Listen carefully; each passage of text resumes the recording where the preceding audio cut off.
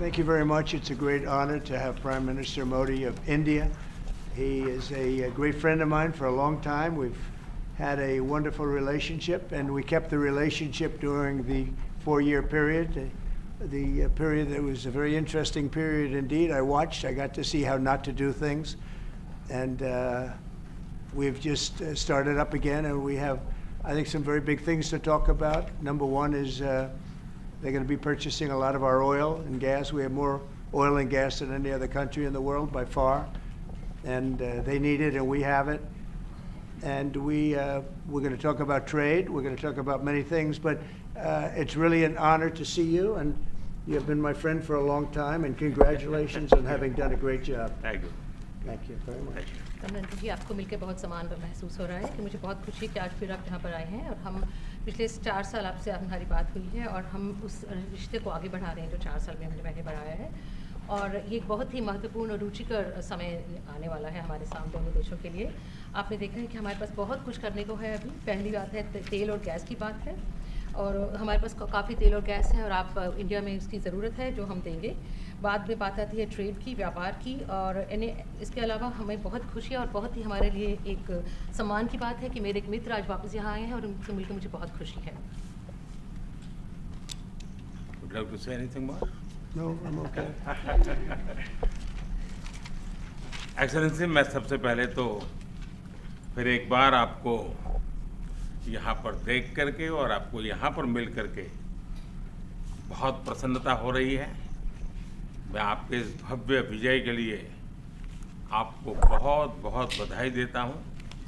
न सिर्फ मेरी तरफ से, 140 करोड़ भारतवासियों की तरफ से आपको मैं बहुत बहुत बधाई देता हूँ और बहुत बहुत शुभकामनाएं देता हूँ। Your Excellency, I am delighted to see you back in the White House and to meet with you today in this room.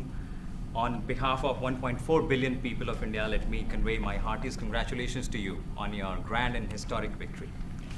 ये बहुत ही सुखद संयोग है कि भारत की जनता ने 60 साल के बाद किसी प्रधानमंत्री को तीसरी बार लगातार देश की सेवा करने का अवसर दिया है, और मेरे लिए खुशी की बात है कि मुझे इस कार्यकाल में राष्ट्रपति ट्रंप के साथ फिर एक बार कार्य करने का अवसर मिला है। मैं कह सकता हूं कि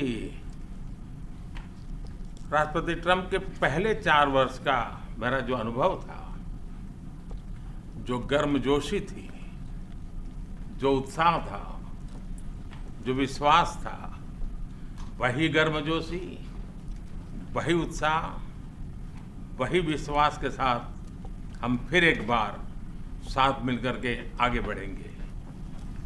Last year, the people of India gave me the opportunity to serve them for the 3rd consecutive time, and it has happened in the history of India in the last 60 years for the first time.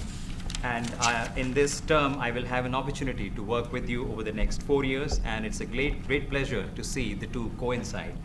And I can say from my past experience of working with you in your first term that we will continue to advance the India-US strategic partnership with the same warmth, with the same trust, and with the same excitement. और मेरे लिए खुशी की बात है कि आते ही राष्ट्रपति ट्रंप ने एक मित्र के तरह मुझे पुराने अहमदाबाद के स्टेडियम की याद दिलाई। ये बात सही है कि ह्यूस्टन में हाउडी मोदी और गुजरात में अहमदाबाद में नमस्ते ट्रंप, वो दो एक ऐसी बहुत बड़े विशाल कार्यक्रम रहे जिसकी गूंज आज भी भारत के हर कोने में सुनाई दे रही है। I'm happy that as soon as I entered this room, my friend reminded me of Ahmedabad and the cricket stadium where we held the big rally, and the events that we did, the mega events that we did in Ahmedabad, Namaste Trump, or the Howdy Modi in Houston. We had conveyed a very strong message of our friendship through those events, and the resounding echo of those events can be heard even today in India and the world.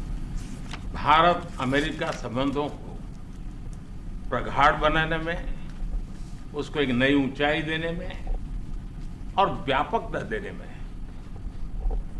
राष्ट्रपति Trump की पहली term की बहुत बड़ी भूमिका रही है, और मुझे विश्वास है ये दूसरे टर्म में भी हम उसी गति से आगे बढ़ेंगे। Excellency, you made immense personal contribution towards strengthening of our relations, towards making them more comprehensive and in attaining unprecedented heights in our relationship. And I firmly believe that in your second term, we will work with even more speed. और मैंने जैसे भारत के नागरिकों को वादा किया है कि मैं तीसरे टर्म में 3 गुना गति से काम करूंगा, और मुझे विश्वास है कि राष्ट्रपति ट्रंप के साथ आने वाले 4 वर्ष हम भारत अमेरिका के संबंधों की गति में 2 गुना गति से काम करेंगे। As I had promised to the people of India that in my third term as the Prime Minister of India, we will work with thrice the speed. I firmly believe that with President Trump, during the next 4 years, during his second term, we will work with twice the speed that we did in the first term. मैं राष्ट्रपति Trump से एक बात हमेशा appreciate करता आया हूँ, सीखता आया हूँ कि वे राष्ट्रहित को सर्वोपरि रख कर के काम करते हैं। राष्ट्रपति ट्रंप की तरह मुझे भी भारत के हितों को सर्वोपरि रखते हुए कार्य करना ये मेरे लिए सौभाग्य की बात है। One thing that I deeply appreciate and I learned from President Trump is that he keeps the national interest supreme, and like him, I also keep the national interest of India at the top of everything else, and this has been my real fortune. राष्ट्रपति Trump की जब भी बात आती है तब make America great again हर किसी को याद आता है, हर किसी को उससे प्रेरणा मिलती है। वैसे ही भारत में विकसित भारत 2047, जब भारत की आज़ादी के 100 साल होंगे, तब तक भारत को विकसित बनाने के संकल्प के साथ 140 करोड़ देशवासियों का संकल्प, उसको आज नई गति मिल रही है, नई ऊर्जा मिल रही है। President Donald Trump and Make America Great Again are inseparable. Whenever we talk about President Trump, one has to talk about Make America Great Again.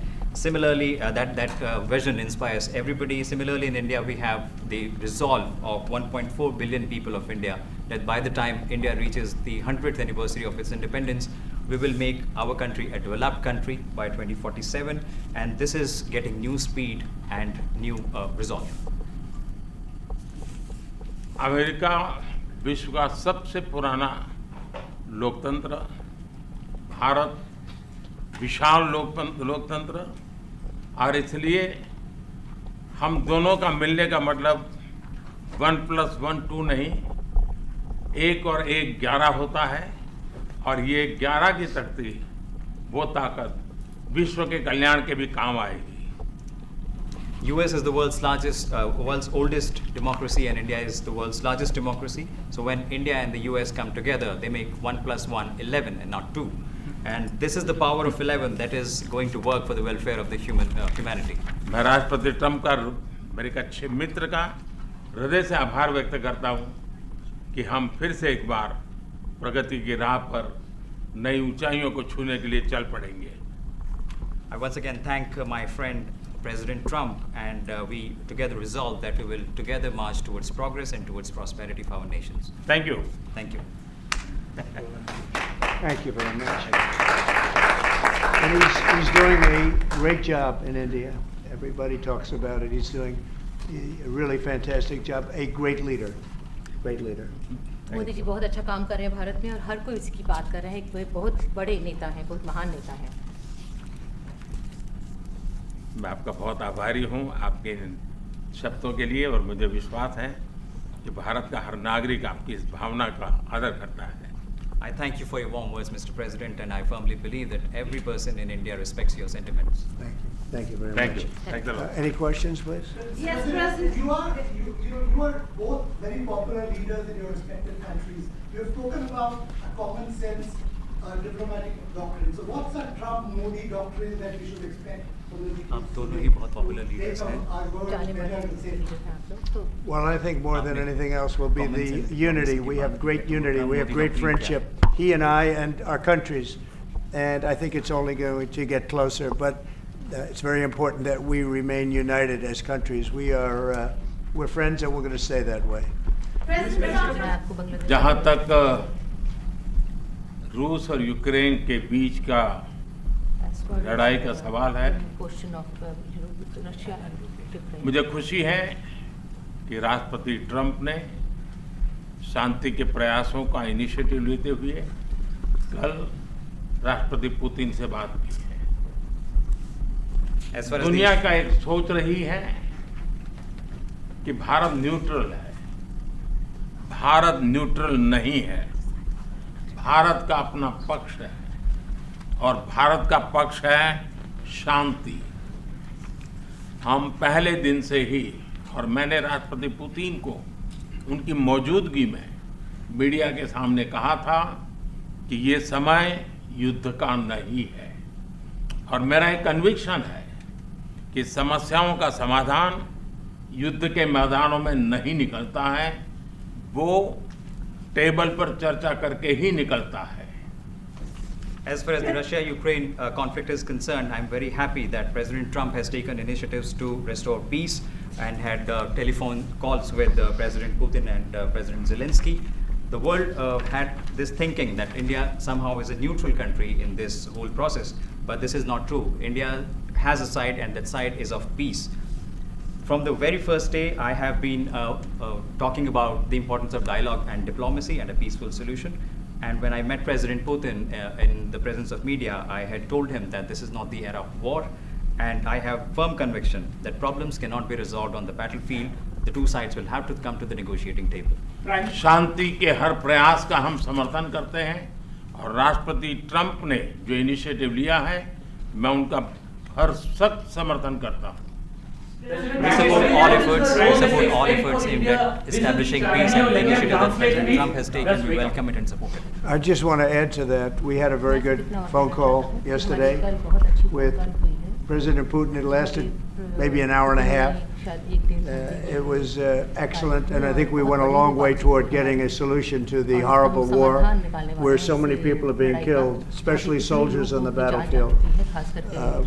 At least 1.5 million soldiers have been killed on a ridiculous war that would have never happened if I were president. But we've got a long way to, I think we've got a long way to solving it. Tomorrow there's a meeting in Munich, and then next week there's a meeting in Saudi Arabia, not with myself or President Putin, but with top officials. And Ukraine will be a part of it too.